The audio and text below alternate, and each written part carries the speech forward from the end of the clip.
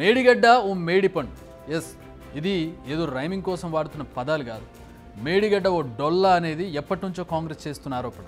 ఇప్పుడు ఇవి ఆరోపణలు కాదు, నగ్న సత్యాలను తేలింది. గతంలో మోరాయించిన గేట్లు ఎత్తేందుకు ప్రయత్నిస్తుంటే వచ్చే శబ్దాలు విని ఇంజనీర్ల గుండెల్లో రైళ్లు పరిగెడుతున్నాయి. బరాజ్ ఇంకెంత కుంగుతుందో అనే భయం పనులను ముందుకు సాగనివ్వడం లేదు. National dam safety authority expert committee ఒక సూచన చేసింది. వర్షాకాలం రాకముందే మేడిగడ్డలో మొరాయించిన గేట్లన్నీ పైకెత్తాలని చెప్పింది. లేదంటే మొత్తం బరాజ్కే అసలుకే మోసమని వార్నింగ్ ఇచ్చింది. అయితే ఇలా గేట్లు ఎత్తాలని ఎందుకు నిర్ణయించారో ఒకసారి గుర్తు చేసుకుందాం. గతేడాది అక్టోబర్ 21న 7వ నెంబర్ బ్లాక్ కుంగింది. ఈ బ్లాక్లోని 2 పియర్స్కు పగుళ్లు ఏర్పడ్డాయి. దీంతో 19, 20, 21 పియర్ల మధ్య ఉన్న గేట్లను ఎత్తలేకపోయారు. కుంగిన సమయంలో నీటి లీకేజ్ ఆపేందుకు ఏకంగా 40,000 ఇసుక బస్తాలను వేశారు. అయితే ఈ గేట్లను ఎత్తడం అంత ఈజీ కాదు. ఎందుకంటే పునాదులు ఇప్పటికే కుంగాయి. టన్నుల బరువున్న ఈ గేట్లను ఇప్పుడు కదిలిస్తే బరాజ్ మరింత కుంగే ప్రమాదం ఉంది. సో పునాదులపై ఎలాంటి ప్రెషర్ పడకుండా క్రేన్లను ఏర్పాటు చేసి గేట్లను ఎత్తాలన్న ఎన్డీఎస్ఏ సూచన. దీనికి అనుగుణంగా 15వ నెంబర్ను సక్సెస్ఫుల్గా లిఫ్ట్ చేశారు. బట్ ఎప్పుడైతే 16వ నెంబర్ గేట్ని ఎత్తేందుకు ప్రయత్నించారు అప్పుడు శబ్దాలు, ప్రకంపనలు మొదలయ్యాయి. ఏంటా అని చూస్తే అసలు కింద మొత్తం అగాధమే ఉందని తేలింది. గుంతలు ఇప్పుడు మేడిగడ్డలో ఎక్కడ చూసినా కనిపిస్తున్నవి ఇవే. వీటిని చూశాక గేట్ల పనుల విషయంలో అడుగు ముందుకు పడ్డం లేదు.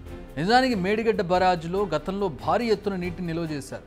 ఆ ఒత్తిడితో బరాజ్ కింద నుంచి ఇసుక పెద్ద మొత్తంలో కొట్టుకుపోయింది. దీంతో అడుగున పెద్ద అగాధం ఏర్పడిందని ఎన్డీఎస్సీ అంచనాకు వచ్చింది. దీని సైజు ఏకంగా 12,000 నుంచి 15,000 క్యూబిక్ మీటర్ల వరకు ఉండొచ్చు అనేది ఓ అంచనా. అయితే ఈ అగాధం ఒకే చోట లేదు. బరాజ్ పొడవున కొన్ని చోట్ల చిన్నగా, మరికొన్ని చోట్ల పెద్దగా ఉంది. ఈ అగాధం కారణంగానే 7వ బ్లాక్లో ప్రస్తుతం పియర్లు కుంగిపోయాయి. ఇప్పుడు రిపేర్లకు కూడా ఈ అగాధాలే అడ్డుగా మారాయి. గేట్లను ఎత్తేందుకు ప్రయత్నిస్తే రాఫ్ట్లు డ్యామేజ్ అవుతున్నాయి. మరి ఇప్పుడు ఏం చేయాలి? పనులు ముందుకు సాగాలంటే ఏం చేయాలి? ప్రస్తుతం రాఫ్ట్ కింద భారీ గుంతలకు గ్రౌటింగ్ చేస్తున్నారు. కాంక్రీట్ గ్రౌటింగ్ కోసం 2 మిషన్లను తీసుకొచ్చి పనులు ప్రారంభించారు. ఈ పనులు పూర్తి కావాలంటే వారం టైం పడుతుంది. ఈ పనులు సక్సెస్ఫుల్గా కంప్లీట్ అయితేనే గేట్లు ఎత్తే అవకాశం ఉంది. ఏదేమైనా వర్షాకాలంలోపు మొత్తం గేట్లు ఎత్తాలి. లేదంటే అప్పుడు వచ్చే వరద కారణంగా మొత్తం బరాజ్నే దెబ్బతినే అవకాశం ఉంటుంది. మరి గ్రౌటింగ్ పనులు ఫెయిల్ అయితే? ఈ డౌట్ వచ్చిన ఇంజనీర్స్ ప్లాన్ బిని రెడీ చేశారు. అవసరమైతే మొత్తం గేట్ని తొలగించేందుకు రెడీ అవుతున్నారు. అసలు మేడిగడ్డ బరాజ్ కింద భాగంలో బొరియలు ఎగ్జాక్ట్గా ఎక్కడున్నాయి? దీనికోసం ఎక్స్పర్ట్ కమిటీ 3 సంస్థలను సూచించింది. ఈ సంస్థలతో అన్ని పరీక్షలు చేయించనున్నారు. ఆ సంస్థల రిపోర్ట్ ఆధారంగా ఇసుక, సిమెంట్ మిశ్రమాన్ని అగాధాల్లో నింపి వాటిని పూర్తి చేయనున్నారు. ఇలా ప్రెషర్ గౌటింగ్ చేసిన తర్వాత గేట్లు ఎత్తే పనులు ప్రారంభం కానున్నాయి. అసలు ప్రాజెక్టులో ఈ అగాధాలు ఎందుకు ఏర్పడ్డాయి? దీనికి ఆన్సర్ గత బీఆర్ఎస్ ప్రభుత్వ వైఫల్యం అని తెలుస్తోంది. మేడిగడ్డ ప్రాజెక్టు 2019లో పూర్తయింది. ఆ ఇయర్లో వచ్చిన వరదలకే బరాజ్ దెబ్బతింది. కానీ ఈ విషయాన్ని అప్పటి ఇంజనీర్లు గుర్తించి ప్రభుత్వానికి చెప్పినా కేసీఆర్ సర్కార్ పట్టించుకోలేదు, ఎలాంటి చర్యలు తీసుకోలేదు.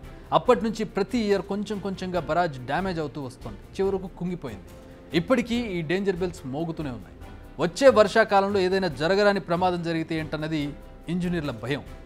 అసలు మేడిగడ్డ ప్రాజెక్టు భవితవ్యం ఏంటి? భవిష్యత్తులో మళ్ళీ అది బరాజ్గా పనిచేస్తుందా లేదా? సమాధానాలు రావాలంటే మరికొన్ని రోజులు ఆగాల్సిందే. అయితే ఒకటి మాత్రం నిజం, నెక్స్ట్ సీజన్కి కూడా బరాజ్తో ఎలాంటి ఉపయోగం లేదు. బిగ్ టీవీ అవుట్లుక్ కథనాలు నచ్చితే వెంటనే బిగ్ టీవీ ఛానల్ను సబ్స్క్రైబ్ చేయండి.